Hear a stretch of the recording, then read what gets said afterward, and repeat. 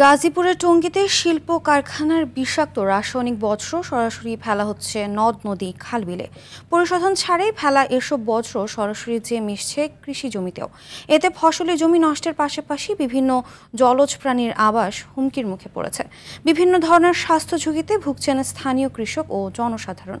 টঙ্গী প্রতিনিধি তরিকুল ইসলাম তারিকের পাঠানো তথ্যচিত্রে সুলাইমান কবিরের রিপোর্ট। এভাবেই টঙ্গীর মরকুন ও শিলমুন এলাকার বিভিন্ন ওয়াশিং ডাইং কারখানার বিষাক্ত রাসায়নিক বর্জ্য সরাসরি ফেলা হচ্ছে খালে।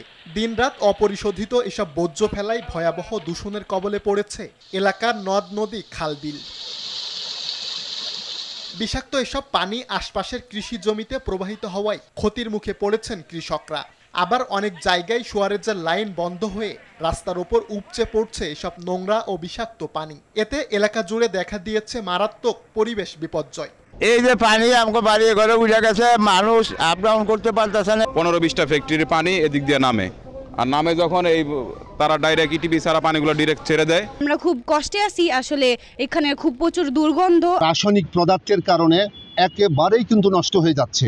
আগে যেখানে পানিটা স্বচ্ছ ছিল এখন কিন্তু আলকাতরার মতো কালো হয়ে গেছে। নিয়মিত দূষিত পানির সংস্পর্শে আসায় এলাকায় নানা রোগের প্রাদুর্ভাব বাড়ছে জানালেন এই চিকিৎসক। এই সব কেমিক্যালগুলা কিন্তু মারাত্মক জনস্বাস্থ্যের জন্য হুমকি, এবং এগুলোর জন্য কিন্তু আমাদের কিডনি রোগ, লিভার ডিজিজ এবং অন্যান্য নার্ভাস সিস্টেমের ডিজিজ দেখা দিচ্ছে।